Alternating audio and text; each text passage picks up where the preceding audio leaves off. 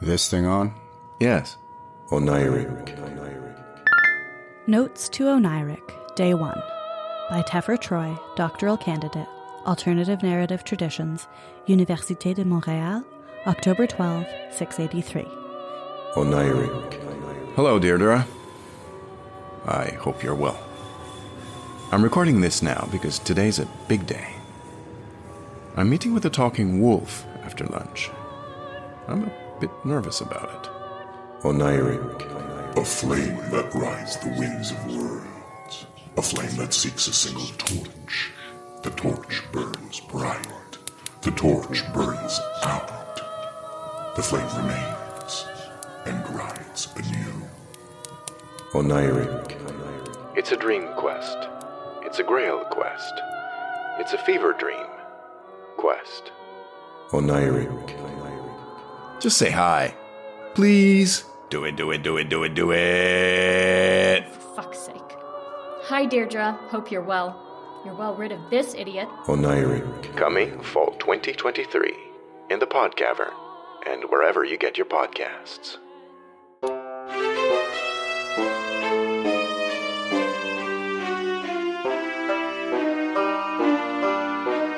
Hi everyone, I'm Tom. I'm Sam. I'm Laura. And I'm Brad. And we are the Pixar Pals, or you might know us as Disney Dummies. Hello everyone and welcome back to our very special episode of Pixar Pals Disney Dummies because we are back doing Pixar Shorties. Pick Pop is back. Episode 3. Episode 3, Trois of Sank? of Pixar Shorties. Cease? I don't know. How many there's going to be? Are we doing Disney Shorties after? I don't know yet. Let's not commit yet. Okay. But at least we're doing Pixar Shorties here. Number 3, Pixpa. I keep saying Pixpa, but it is Pixpa, isn't it? Yeah, this is number 3. In case you don't know, we have caught up on all of the Disney theatrical animated releases and also the Pixar animated releases as well, theatrical. And now we are doing the Pixar short theatrical releases. Those words were a little mixed up, but you got it. You know what I was trying to say. And we have been doing 4 at a time in an effort to catch up to all of the Pixar shorts because A, there's not that many of them, but B, there are a lot of good ones too. And we wanted to do them because there is some really cool ideas and really cool shorts, frankly, in some of these shorts, especially the later ones, and maybe some ones that we'll talk about today. But I digress. We should talk about the next wave of shorts here. So we've done 8. And now this is from 9 to 12? You got it. So here we are. Today we are going to be talking about 2006's One Man Band. We're also going to be talking about 2007's Lifted, 2008's Presto, and 2009's Partly Cloudy. So I want to get into the nostalgia piece here. Does anyone have nostalgia for any of these shorts or all of them? We'll start with Laura. I had definitely not seen One Man Band or Lifted before. Definitely not Lifted, and I'm pretty sure not One Man Band. But I'm confident that I've seen Presto and Partly Cloudy once each, but it probably would have been seeing them before film in the theaters and then forgetting them immediately until we watched them the other day. Yeah, I would say I'll just jump on that. I pretty similar, although I have seen Presto and Partly Cloudy a few times, I would say. I recognize them instantly. I think I might have even gone out of my way to watch them on their own, maybe on YouTube, because I enjoyed those shorts quite a bit. But I did not see Lifted, and I did not ever see One Man Band beforehand as well. Sam, Brad, what do you think? I fondly remember Lifted, Partly Cloudy, and Presto. I think I've seen Presto a bunch of times, probably the most of maybe any of the ones we're gonna watch. Wow. And then One Man Band, I feel like I've seen once, but I totally forgot it existed, and I probably only seen it once, so that one felt new-ish to me. I feel like maybe it was in my compilation DVD, and probably at that time I was like, oh, I've never seen this, and then saw it then but never watched it again. So yeah, I was really excited about this batch of them because I really do remember liking a few of these, and I remember getting choked up in one of them. I Oh, think I it's wonder pretty which one. obvious which one it is. It's like going through them. I'm like, okay, well, only one of them is slightly emotional in that way. Brad, what about you? Yeah, I've seen all of these. I remember not really caring that much for one man band. I remember thinking Lifted was okay. I remember thinking Presto was really good, and the Partly Cloudy one. I remember more so for the music and visuals than what the story actually was about.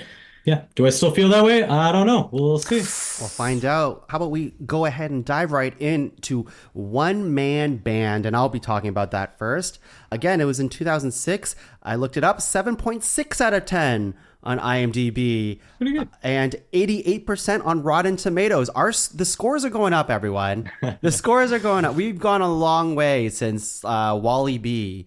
A long way. I thought you were going to say Wally, and I was like, what are you saying? No, Wally B You're slandering and Wally. Red's Dream and all those lesser ones, let's just say. Wow.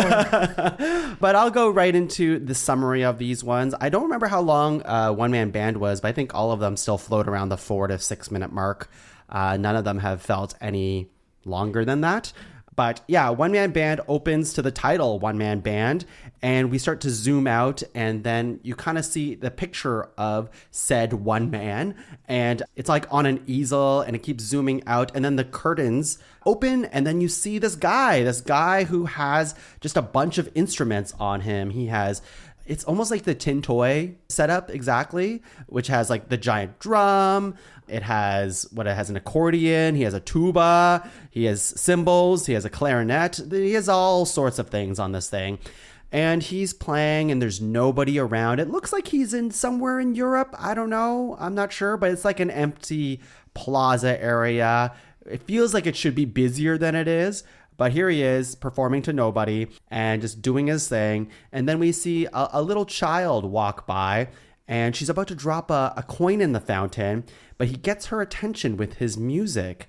And he's like playing his music, and she's like, oh yeah, this is pretty good. And he puts out his like little like busker dish, I would say, or like a pan for her to put her coin in. And she's about to do it.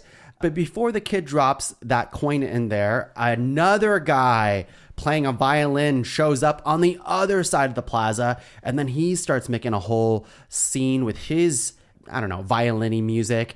And he has like a cool hat setup thing, and I would say his hat fucks, if anything fucks in this short.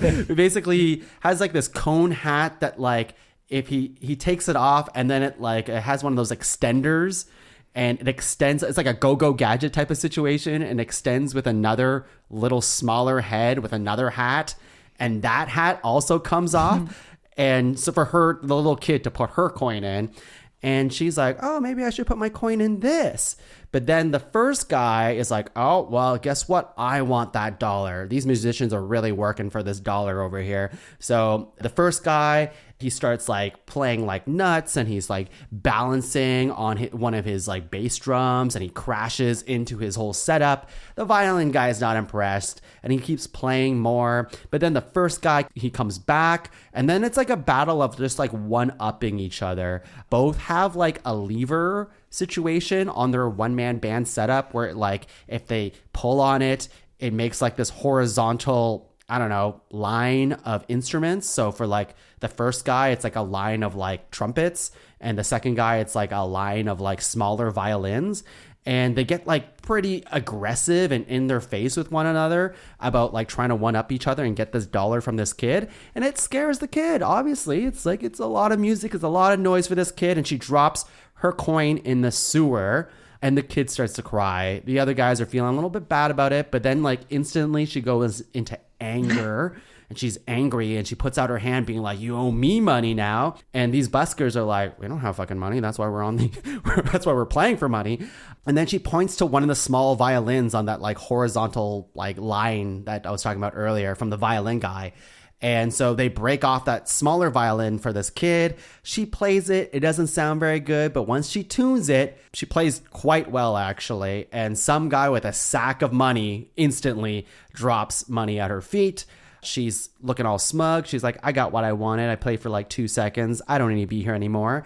And then she takes 2 coins out and she's waving in front of these other buskers here. And both of them are like, ooh, for us? And then she doesn't really take the high ground on this. She just throws the coin behind her and into the fountain, but at like the top of the fountain so they can't get to it. And both of them are shocked. And then it's over. But there is a post-credit scene in this short, which I only found out after while doing the Pixar particulars for this. I'll go right into it. So like this is the first credit to have a Pixar post-credit scene. And I'm like, oh my God, what did we miss? And it's basically these guys are still trying to get the money at nighttime. They're like balancing on top of each other, trying to reach for the coin at the top of the fountain. That visual sounds familiar. Right. Maybe I have seen 2 seconds long. Yeah. So yeah. What did everyone think of One Man Band? I think I'd like to Wii U the child. Yeah. Nice. Yeah. Like I said, she doesn't really take the high ground or the moral high ground afterwards, but I think she did the right thing. I just like the attitude she gives when Yeah. she decides to do it on her own. Then she's like really good at it, and they just give her a bag of gold. I'm like, yeah, that's pretty sweet. Yeah, true. I kind of thought it was going to end when the coin just fell in the sewer. And I thought that would have been a good ending too. Really? You think so? She would have been sad. She would have been sad. They all would have been sad, and that's life. Okay. And that's why it makes it a good end. It's where Laura just turns off the I'm like, short. you know what? I want this to be a bigger bummer than Red Stream. Oh my gosh. Yeah. I thought it was okay. I think the kid is pretty cute. There's something about the designs I feel like I just don't really like stylistically. But that's I agree. And the art direction, like it's all kind of bland. Like it's not. Yeah. I don't know. I think it's on purpose. I don't want to say that there's like no thought to it because I think they're going for something, but I just don't love it. Yeah, I would agree. Like it doesn't it does have its own style for sure, but it's not one that I really like. And we already seen like the graphical boost that we've gotten from even the last 4 that we've talked about in the last episode. Like we know the technology's there, like before the What birds. was the last one of the last? Oh, For the birds, right? The birds? For the bird. Was No, that it the was last mine. Bounden. Oh, right. Bounding. Let's not talk about that one. We've all been Bounden since then. Yeah, I don't know. Like, yeah, I would agree. Like on a technical aspect, it doesn't really look crazy, but there is. I will say, to its credit, it does have some of that Looney Tunes type of like fast energy when it comes to like how they're playing their instruments. So that's the fun part. I feel like that's a common denominator with today's shorts in general. Mm-hmm. There's a lot of Looney Tunesy. Like we're starting to get way more cartoony and crazy. I mean, not that For the Birds wasn't that, and I guess Bounding too, but don't forget definitely Bounding. I like thought Looney Tunes today. Yeah, well, yeah. The next few I feel like are very Looney Tunes. I'll go into Pixar particulars here. So this one was released with Cars. So that's probably why I didn't really see this one. Oh, before. that's why I didn't. That's why it's so good. But you ask another generation of, children and stuff like that growing up with Cars, and they would have probably watched this one a shit ton, right? So this is the first Pixar short with 2 directors, Mark Andrew and Andrew Jimenez. Is that true? That's how you pronounce that name, yeah. I like Jimenez. And here's a fun thing. The name of the 2 characters are Bass and Treble. That's fun. Little musical names. Which one do you think was bass? The big guy? Yeah, with the big bass drum. Makes sense. The film's score was composed by Michael Giacchino. Yeah. Or Giacchino, who has worked on numerous Pixar films, including, Laura, do you know? Finding Nemo. Sorry. Nope. At least it could be. That but, was like, it doesn't- Thomas Newman who did that one, I think. He did Up Yep. and Ratatouille. Yep. And more recently, what was the last Pixar movie?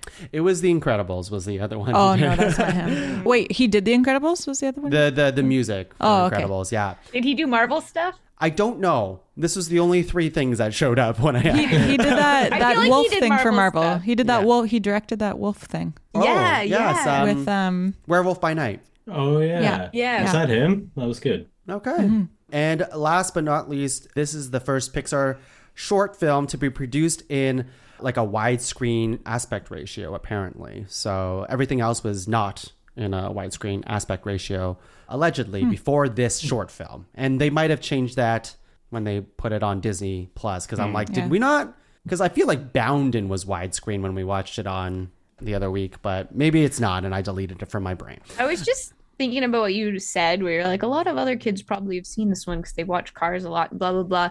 And I guess now that kids are just watching all these on Disney Plus, they don't have to watch these shorts anymore. So it's like they're getting It'd be lost. cool if Disney prompted you to watch them beforehand. And you Kind could of like just skip the intro. Oh, that is fun. Yeah. That is a fun thing. They should do that. Because We should write them. it feels, I mean, they should pay us, first of all. All this free advertisement. They probably don't want to be affiliated with us because we keep talking about characters fucking. But They wouldn't get it. they wouldn't get it. They don't understand.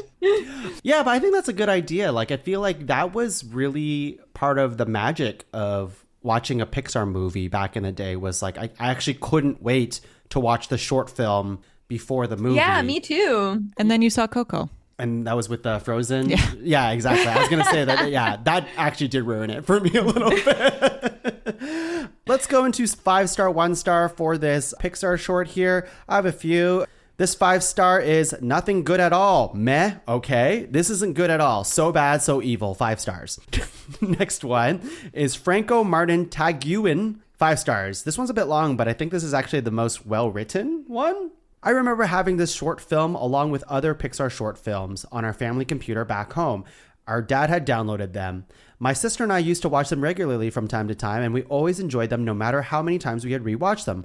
Finding this unintentionally on the internet today opened up a part of my childhood I hadn't really gone back to or reminisced yet, and I'm really thankful for that. I hadn't realized Pixar's short films were among my fondest memories of home, and the stories that Pixar told helped forge those memories.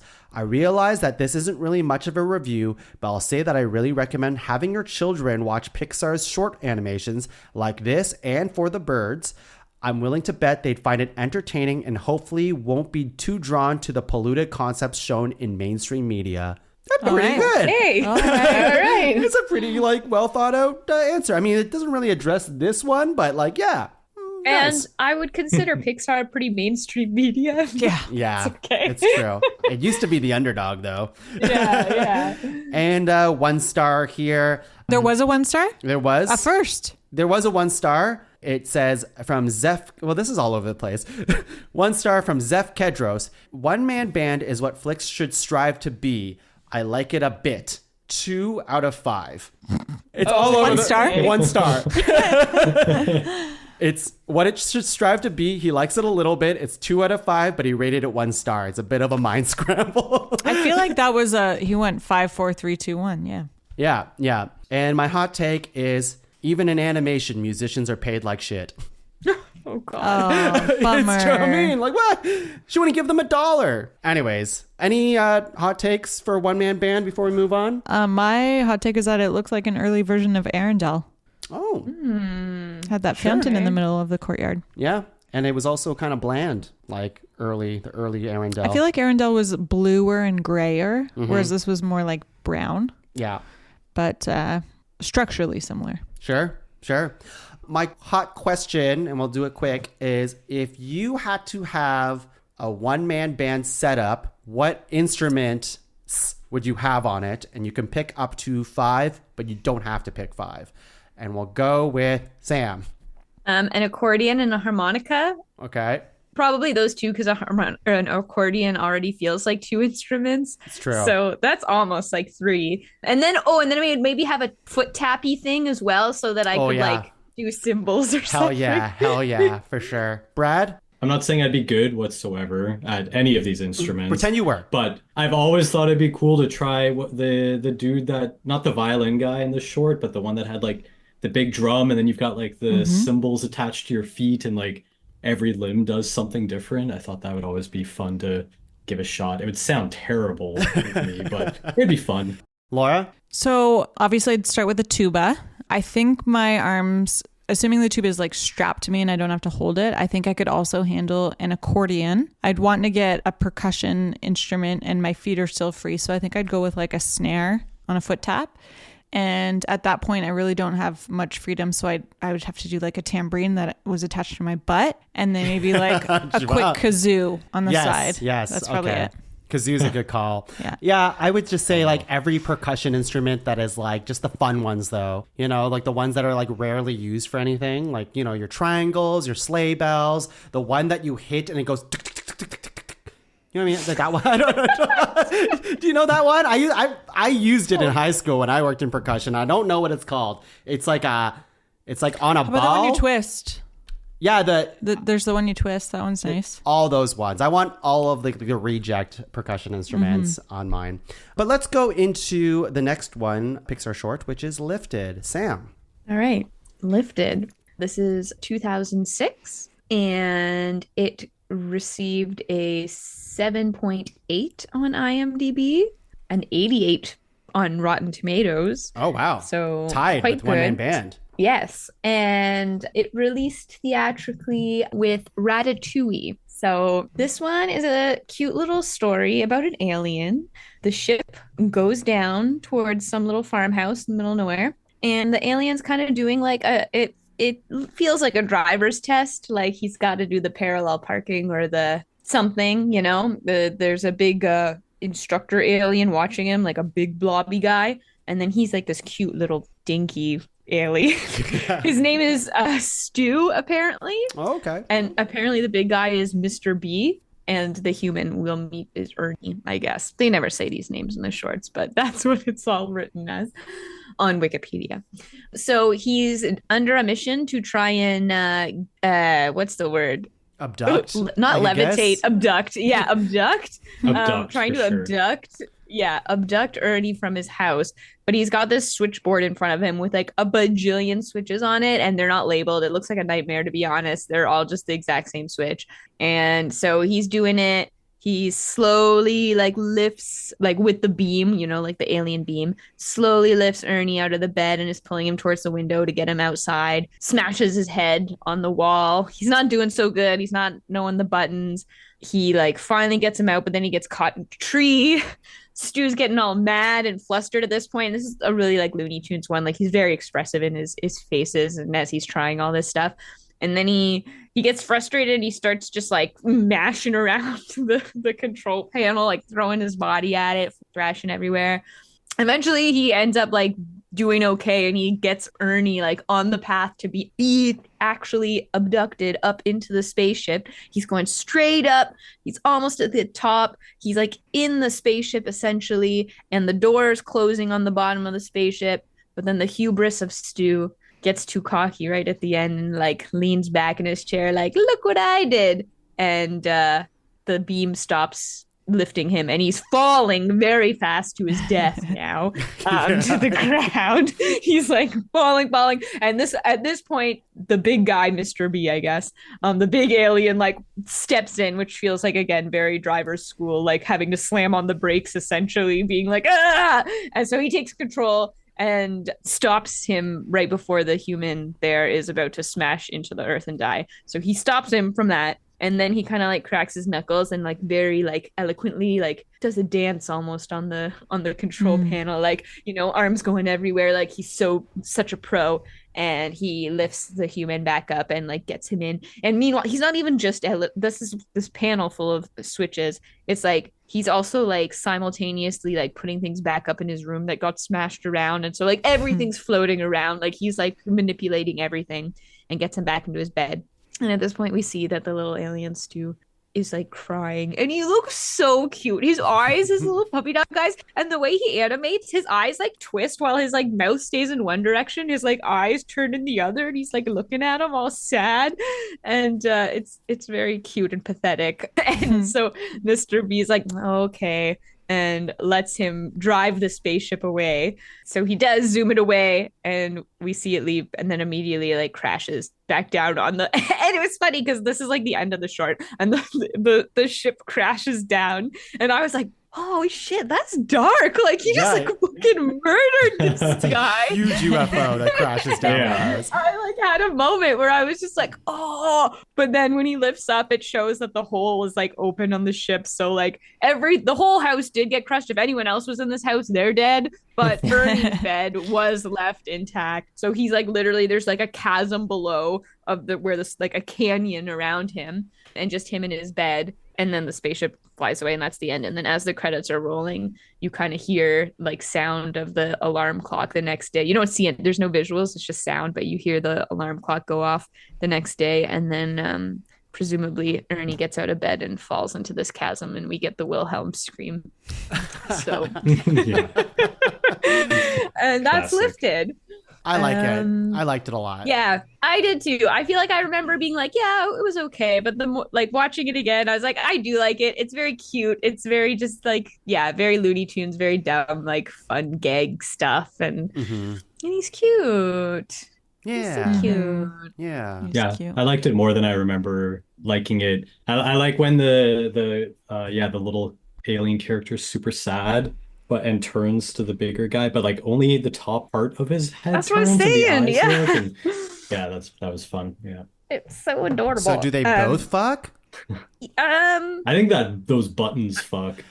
Those were some sweet switches. Some serious buttons on that thing. Yeah. When I think the when big he's guy like fucks. like putting his arms across it and the texture of those buttons, I was like, oh, it was That board satisfying. stressed me out. Yeah, Who would me design too. a board like that? That everything looks exactly the same and nothing is labeled? That's just poor design. Yeah, that was like a hot take, but I feel like all of us felt that. I'm like, yeah, it is poorly designed, but it make a hell of a fidget toy. Oh my god. Yeah. It's so I satisfying. was looking at it. I was like, this would be so hard. But then I was like thinking logically, I'm like, no one would ever design a board.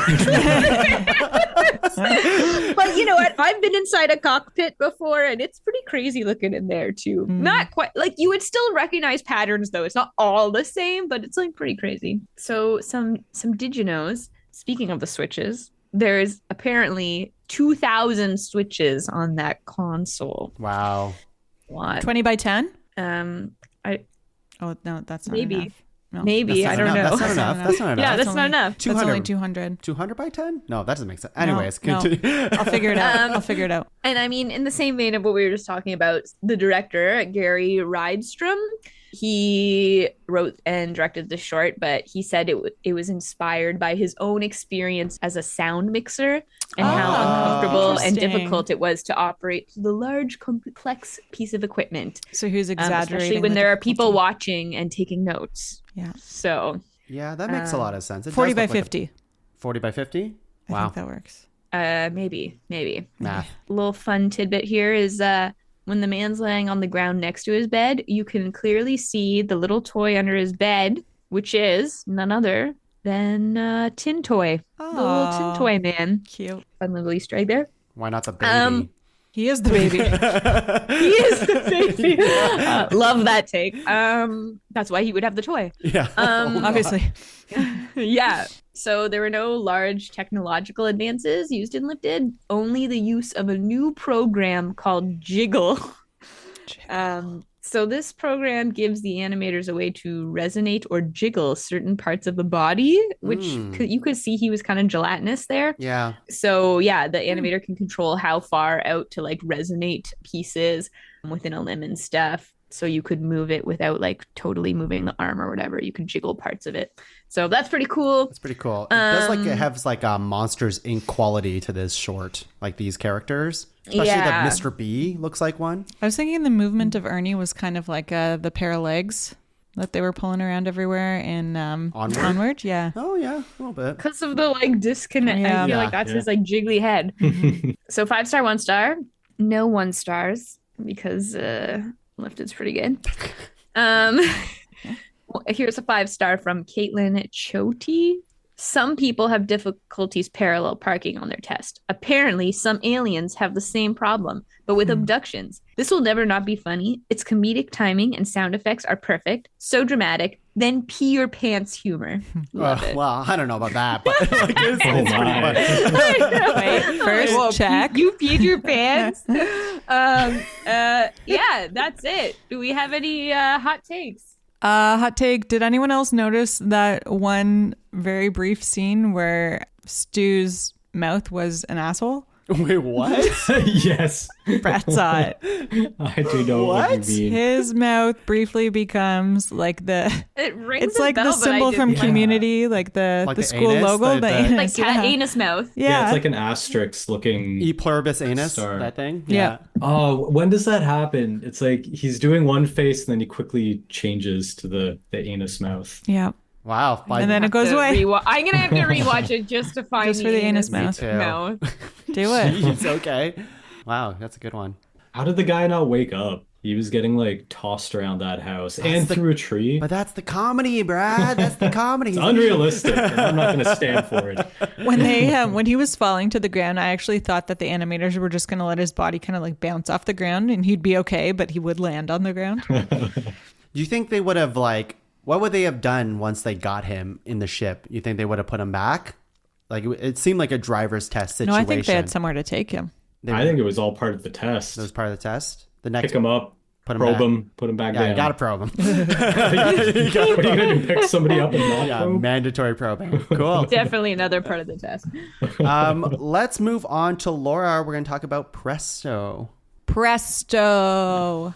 I wanted to mention the opening credits on this one because before we see the Pixar logo, or maybe it's after, I can't remember the order, we see the Disney logo. So I think this is the first one after Disney acquired Pixar. It was even notice. 2008. I would be shocked if Disney allowed their logo after Pixar. Yeah, true. I'm sure it's before. It must be before, yeah. It is Disney Pixar, isn't it?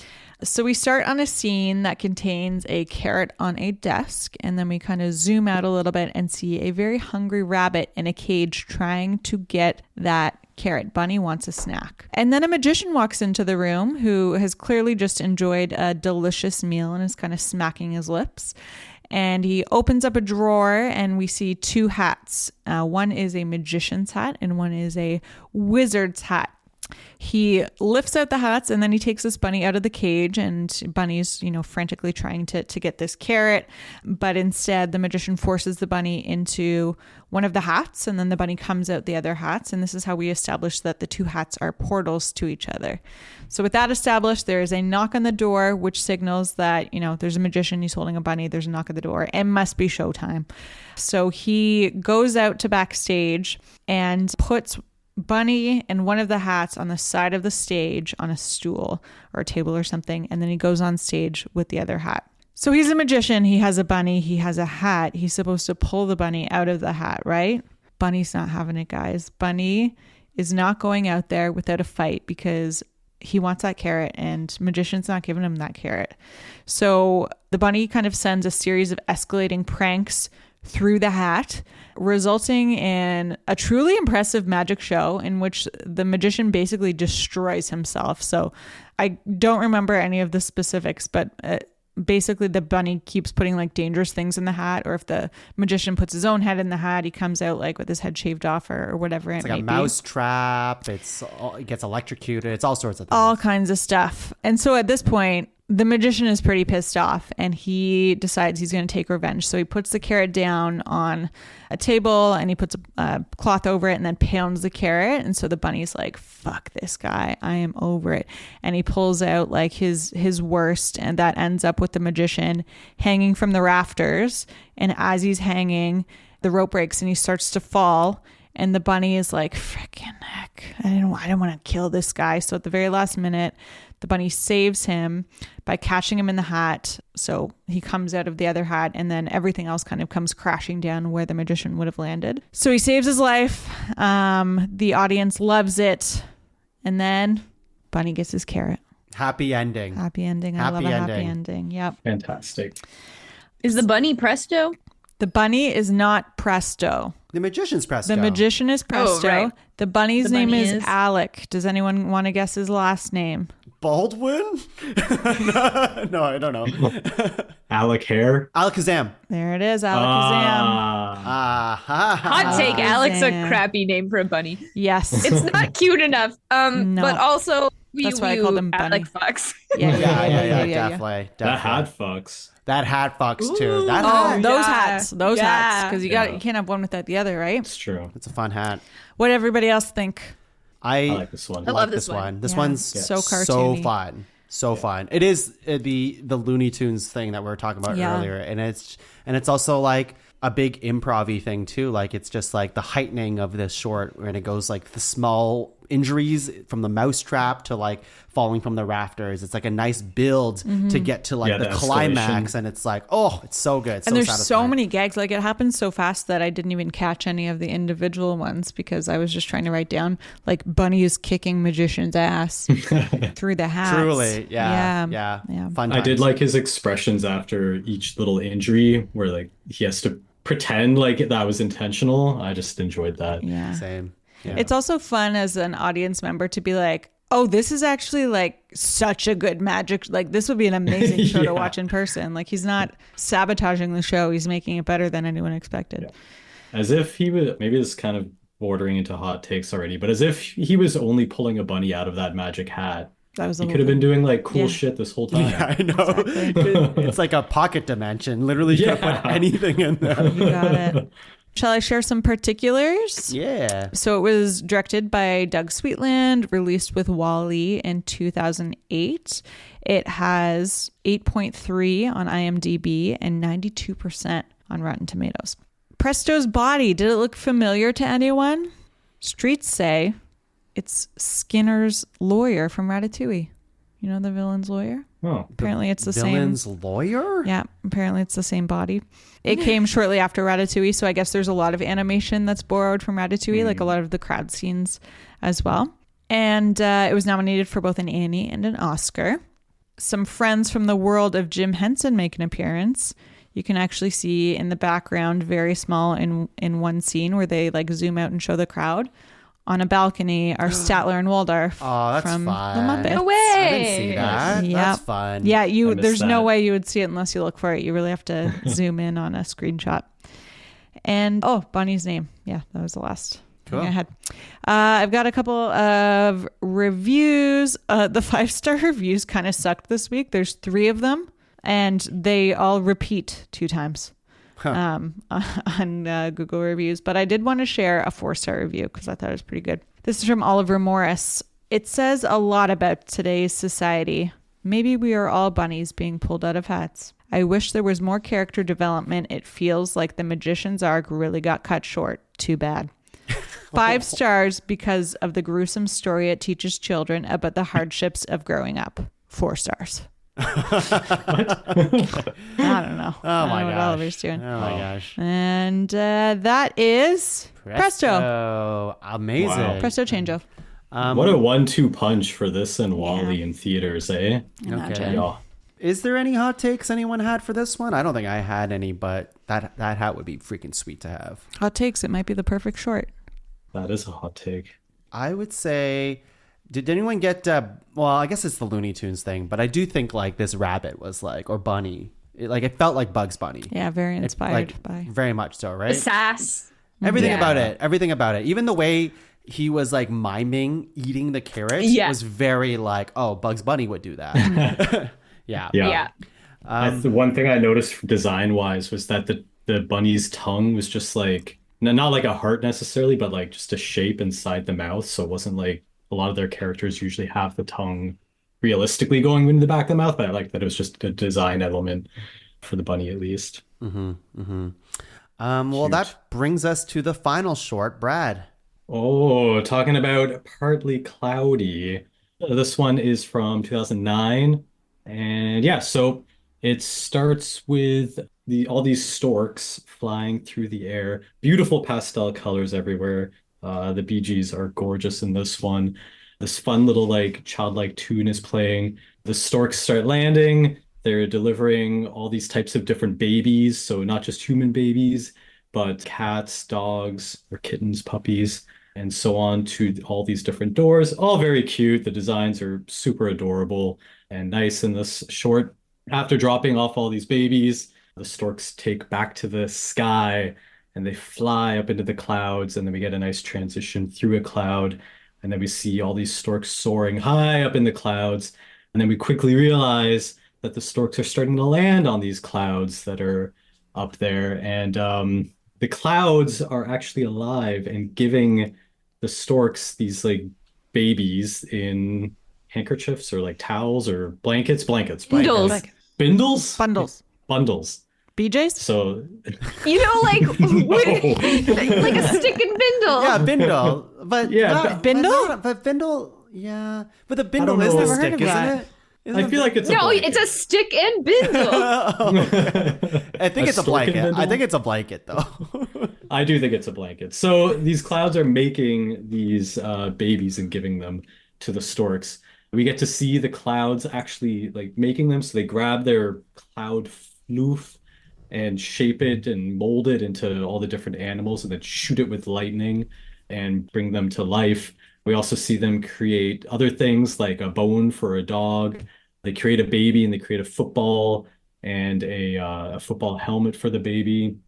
So the storks are having a great time. It's beautiful. We got a little up sounding music around here. It's gorgeous. And then we pan down and we see that below them is this like really dark gray cloud whose name is Gus.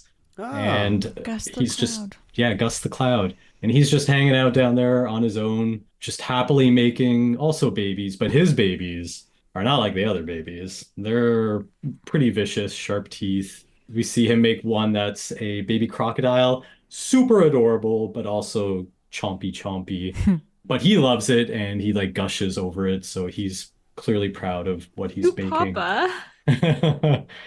Gus's delivery stork comes. Peck is his stork's name. Wee wee. yeah. Right? Yeah, for sure. So Peck comes. He's like looks way more ragged than all the others. Clearly he's been abused by these sharp babies that he's delivering, but he seems in mostly good spirits. Gus goes to hand him the crocodile. We see him look to the other clouds where it's like sunny and nice, where all the babies are just these like cute, cuddly animals and humans that are super gentle and nice. Gus seems to take notice of that and kind of feels a little bit bad because he's like, oh, like my buddy's only delivering evil, chompy creatures. Like I'll make him something nice. So Peck leaves and delivers the baby crocodile, flies back, and Gus presents him with what looks like a nice and gentle, fluffy sheep shape. And Peck goes to grab it, and the cloud poofs away, and it's a porcupine. Oh my God. And Peck has like all these quills in his hands, does a little scream, but does his duty, takes the baby porcupine off, comes back, he's got quills all in his head. Gus is like shocked by this and clearly worried about his friend or coworker and starts taking all the quills out. And yeah, he just clearly feels bad that his buddy's getting hurt. So Gus presents Peck with what appears to be a baby shark after all of this. He's like, I know you're hurting. Here's a baby shark. Peck is like freaked out, does a whole like cartoony take. And it's just like, oh my God. He starts like panicking, looking around, looks up to those other clouds, and basically takes off for those other clouds where it's like bright and happy. Gus, not happy with this at all. He's immediately distraught, pissed off. He like grows in size. Lightning starts coming out under him, thunder. He's pacing back and forth, super pissed. I like the animation on the pacing back and forth because it's it's his so like own squishy cloud. Yeah, and like heavy. Yeah. It's good. He glances over and sees this other, bright cloud giving Peck what appears to be a baby wrapped up in a blanket. Gus transitions from being like distraught and angry to just like so hurt because he's like, my buddy's leaving me. Like he's gone off to deliver these cute animals instead of the ones that I make. And he just starts crying and a downpour comes out from under him. He's just so sad. So sad. While he's crying, a stork feather flutters in front. Gus turns and Peck has come back to him. And Peck reveals that it wasn't a baby in that blanket that the other cloud had given him, but it was the football gear that we saw that cloud alluding to making earlier. So Peck puts on the football pads, like the chest pieces and shoulder pads. He puts on the helmet. And he's basically like, hey, now I can like deliver these dangerous animals. I'm all protected. Because he's got these pads on. And Gus is just so happy to have his buddy back because he thought he left him, but Peck's gonna stick it out and help him. So to celebrate, Gus creates another baby, but it's an electric eel, which immediately starts shocking Peck. And it's like one of the only animals where these pads do absolutely nothing that he could have made. And yeah, the short ends as we pan away and we see Peck and Gus are both in good spirits, even though Peck is getting shocked. He's just like, what are you gonna do? But they're both happy and yeah, back together as a team. And that's the Cute. short, partly cloudy. It's a cute one. It's a good one. Yeah. It's a good one. Now, it should very be cute. obvious, but Sam, were you emotional about this one? Yeah, this is definitely the one I've cried in. I didn't cry today, but I got choked up. But I definitely remember crying in this one. Yeah, it's an emotional one for sure. Another 1-2 punch for emotions with this and Up. Yeah, I feel like I've seen this one like a ton of times as well. I mean, if it came with Wally, you said, right? Up. Up. Oh, Came yeah. before then, Up. Up. Yeah. Then, yeah, both of those, like, crazy. I must have seen them a billion times. But yeah, this one's so fun. It's great and gorgeous. It looks the Presto in this one. I really like the Yeah. aesthetic of nice textures. Yeah. Yeah, so people liked it, I guess. Like, Yeah. Yeah, I enjoyed think it. it's very sweet. one of my favorite ones. I still felt bad general? for Peck at the end. Yeah. But he was a champ. I mean, I love his like just boundless or bounden enthusiasm, like or optimism rather. Like he's just so like, yeah, nothing's gonna stop me from like helping out my buddy, and like he always comes back so ragged. But like when he gets his football gear and he puts on the helmet and then like hits the helmet with his like hand or his feather, it's like, yeah, fuck yeah, this guy's awesome. Good friend. Yeah. Good friend. Oh yeah. Cool. Yeah, no, it's a great one. So this one is directed by Peter Sohn, who did Good Dinosaur or directed Good Dinosaur and Elemental. Both pretty good movies. I like Good Dinosaur. I know it was divisive a little bit. I like but it made Elemental. its mark. So this was shown before Up, as I said. I really didn't have a lot of there wasn't a lot to find on this one. Usually I feel like I can find just like random information about even the shorts, but this one I found like 3 things basically. So one of them is Peter Sohn got the idea for this short when he was really young, when he was watching Dumbo, and in that movie Stork delivers Dumbo in the beginning. Yes. And Peter Sohn, being young, was just like basically decided like, oh, the babies must come from the clouds because that's Cute. where the storks come from. So yeah, and then I guess that idea just stuck with him, and that's where it came from, which is pretty cute. I feel like you kind of see the Dumbo like vibes here and there as well, which is nice. Not really much information that I could find on it, but I did read that the clouds were particularly challenging to design for them, which I feel like is more because 3D is a little bit, I mean, they're getting away from it now, but it's like a little bit more technical. Like if they're going to do clouds, it's like, we're going to do moisture and light, and that's going to be the cloud. And like, how do we represent that versus like 2D where you just kind of like draw it? So I think that it sounded like, or what I was reading is it seemed like they were trying to do all these different takes of like generating clouds to be like wispy and gassy or kind of ghost-like and all these things. But at the end of the day, they went with the more traditional look of just the kind of standard puffy clouds, which I think works pretty well. And they do look kind of light and fluffy, which is nice. But yeah, that's all I could find about this short, really. It does have an 8.1 on IMDb. Ooh, highest one. Highest one? What did Presto? Presto was 8.3. Yeah, Presto was a little bit higher. They were pretty close. But this one only has 5-star reviews. Oh, all right. No, nothing from 1 to 4 on Google. Yeah, but only same with 5s. those old shorts too. Had all 5 stars. Same with Lifted. Don't take my moment. This is my first one that didn't have a 1-star. I did grab a 5-star. The majority of them, I feel like a teacher showed this to their class because the majority of them were like all the exact same, where it was just like basically like, I love this short, it's so cute. And some of them referred to like a teacher showing them. So I was like, did they all just like, was a part of their assignment to go and like write a review? review this movie or something? They're learning about But, digital citizenship. Yeah. But I did find one short one from Nicole Arata that was just my favorite, absolutely adorable and tear-jerking. And I was Nice. like, that sums it up pretty well. Yeah. Yeah. Yeah, and that's all I have. Anybody got some hot takes for this one? Yeah, I do. Okay, go Oh, Sam. You You go. go. my. Okay. It's not really a hot take, but I don't know how to explain this. But is it Gus? Gus is the cloud? Gus, yeah. I feel like it's a John Goodman character.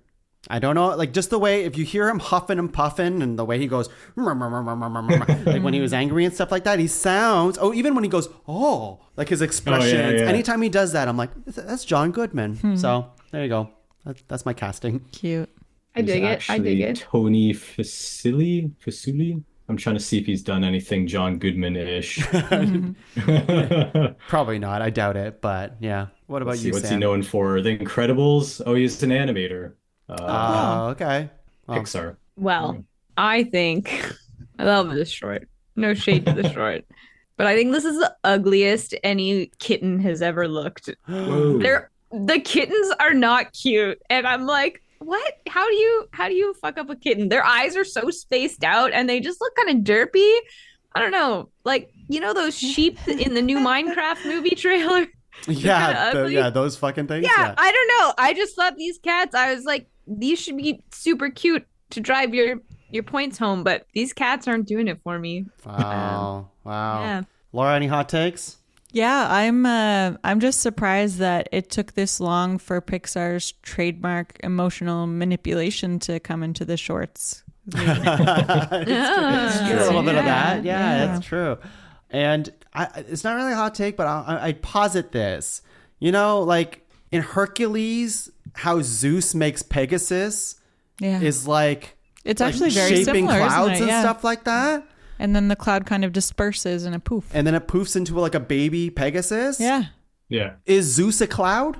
Is Zeus a cloud? Was he born a cloud himself? No, and then he's the god of the clouds. He's a god. So are the clouds his babies that do his making for him? They're his minions, just like all of us. These clouds make life.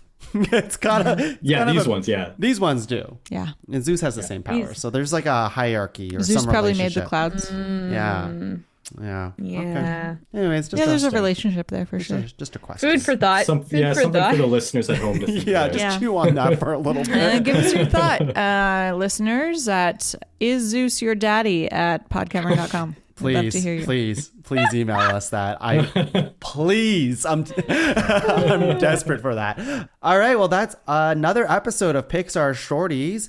Our next handful that we have here are Day and Night. We have La Luna, Party Central, and The Blue Umbrella, which, you know, I don't know if I've seen a lot of these, but we will I know discuss. the Luna, but the others are not familiar. You don't know Day and Night? All right, we'll get to it. We'll get Oh, it. I think I do. I think I Yeah. do. That's like black and white battling for the Yeah. screen. We'll talk about Okay, it. we'll find We'll out. talk We'll about get it. there. We'll get find out there. to next time. I also want to point out of the day of this recording, just want to pour one out for James Earl Jones. Oh, Mufasa. Mufasa. Is that like Beetlejuice? You know, when who did that? One of the hyenas. the hyenas. The hyenas Oh, did that. Yeah. Oh, say it again. Yeah. Say it Say it again. Mufasa. Anyways, pour one out for a legend. Yeah. Look to the skies tonight whenever you know. Look. Look harder. You might see his face in the sky. It might be a What a touching man. moment. 92 years old. 93, I believe. 93. What a life. What a life. Oh, good life. Good life. Good life. I watched. I you could cut this, but I sat and watched a clip of him reading the alphabet for on Sesame Street, like Oh, back in nice. like he was so young. But I thought there was gonna be like they would like stop him, and it's just A, B. And it's that slow, and he just the Okay. whole alphabet. That's how we should all learn it. I'm not cutting this. From the man himself. People should listen to this afterwards. They Very should. Yeah. But anyways, yes, Mufasa himself won't be around for his debut movie. So I guess it's not a debut movie. It's not his movie. His titular movie. Don't tarnish. Don't. It's fine. Don't. Okay, can I ask a real question though? Was he supposed to? Is he voicing Mufasa in the new movie? I don't think so, right? It's a prequel, so Probably not, unless they do some He sort did of in framing. the other one, didn't he? Yeah, but it's a young Mufasa, right? It would have made sense in the live action Lion King, but I don't see it making sense in. Yeah, I don't think he does in this this one. one. What do you I mean? feel This like is they a would've- live action Lion King. This is Yeah, but it's a prequel. Yeah. Yes, yeah. I think Yeah, they would have yeah. recast him to somebody younger so they can make some sequels to the prequels. Oh my god. God. No, I just looked it up. He is not the voice of Mufasa at all. Who I wonder if is? he does cameos for like a little Aaron Pierre. Aaron Pierre. An unknown. A voice actor, perhaps? Would love that. Interesting. Yeah, he doesn't have much. He's not a voice actor, but not much. Of him. He's a model. Okay. He was in M. Night Shyamalan's Old. Oh gosh. know. All right. Yeah, not much on here. Well, Mufasa is the young Sheldon of the Lion King universe. stay tuned. Stay tuned, listeners, for our Disney reelies. Disney reelies? What? No, we're do never the- doing Oh, that. Disney live. Absolutely not. Hey, we are gonna run out of ideas Absolutely eventually. No. All right. Well, with that said, how about you two, Sam and Laura, sing us out until the next Pixar Shorties?